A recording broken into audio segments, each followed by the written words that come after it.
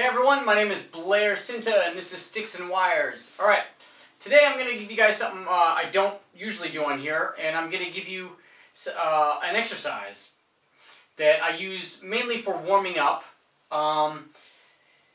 That's one of the most boring things I usually hear. Oh, somebody's warm-up exercise. But I'm going to tell you why I use it and why I like it, and then I'm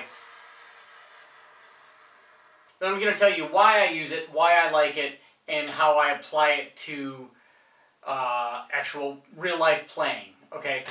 So the exercise goes like this. And the reason I use this exercise first is because it really warms up your wrist a lot, and it's good to warm up big muscles first. Okay? So the exercise goes like this. You start here, and you tap your right hand, and then you tap together, and then you tap your left hand.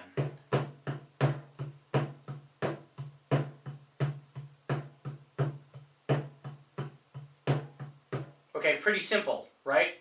The key to this is really landing the sticks together. Often with this kind of exercise, we're playing flams, right?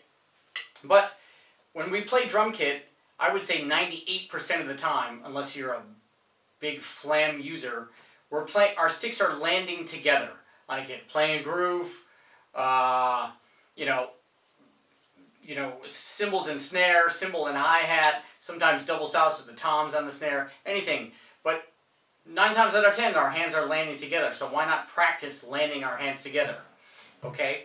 So, we're getting our wrists warmed up using this. We're practicing our hands landing together. So once you get into the exercise, you realize that stick height is very important. Because if you're raising your right stick higher than your left stick, or vice versa, lower, then you start to flam. Okay? So the evenness of the stick height becomes very important. Okay? And this evenness in the stick height is also going to create not only even dynamics, but even timing. Okay? So this is a pretty deep concept right here. Alright, so even stick height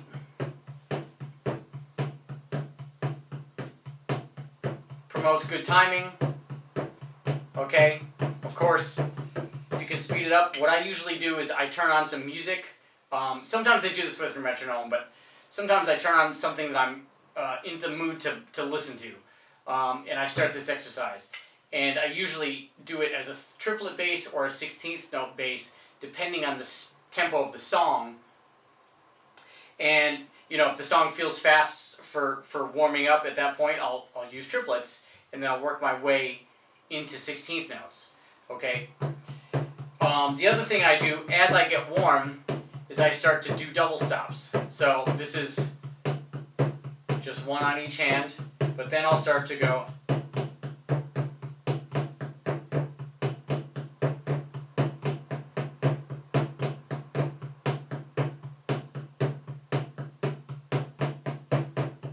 And then I'll sometimes do 3.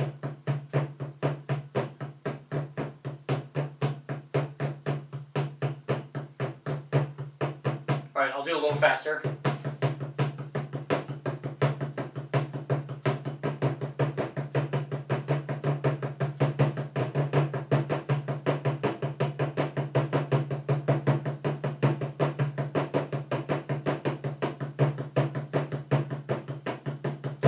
You can also see how this can easily be used as 16th notes or triplets. So if these are 8th notes, 1 E and a 2 E and a 3 E and a 4 E and a 1 E and a 2 E and a 3 E and a 4 E and a 1 E and a 2 E and a 3 E and a 4 E and a E and a 2 E and a 3 E and a 4 E and a 1 E and a 2 E and a 3 E and a 4 E and a, or 1 E and a 2 E and a 3 E and a 4 E and a 1 E and a 2 E and a 3 E, 4 E and a 1 E and a 2 E and a 3 E and a 4 E and a, right? Triplets. 1, 2, 3, 4. 1, 2, 3, 4. 1, 2, 3, 4. 1, 2, 3, 4. 1, 2, 3, 4. 1, 2, 3, 4. 1, 2, 3, 4. 1, 2, 3, 4. 1, 2,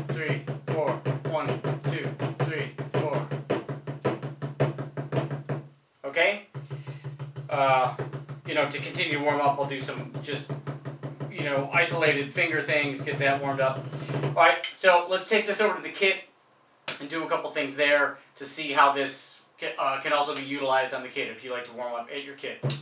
Alright, so if you like to sit down and warm up at your kit, or just use this as an exercise, we'll just basically explore some kind of voicing options with keeping these concepts in mind, and of course some coordination things. So 9 times out of 10 I warm up on a pad, but if I do happen to sit down at a kit and I'm kind of in a hurry to get moving for the day, I just do this.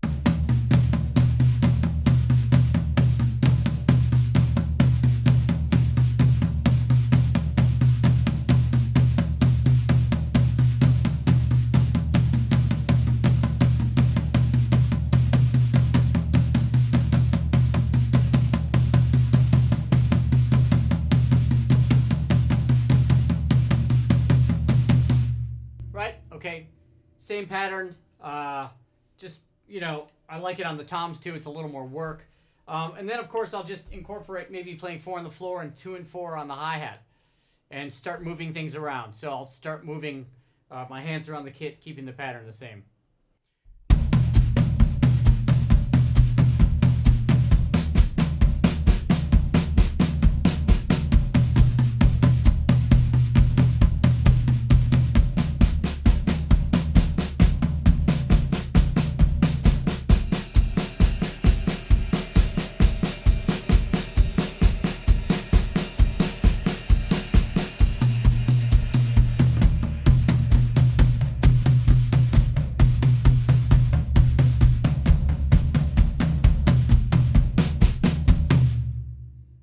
I'll do a little faster.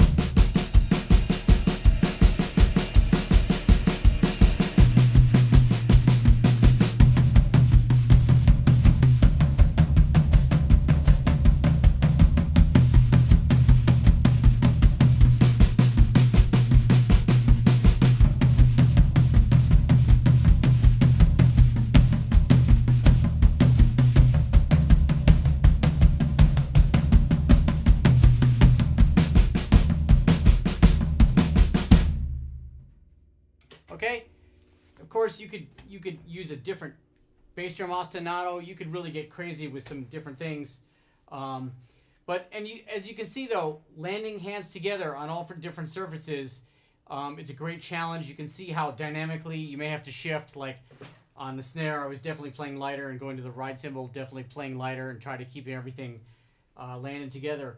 And I really think this helps when you come into playing a beat where your stick heights are feeling matched.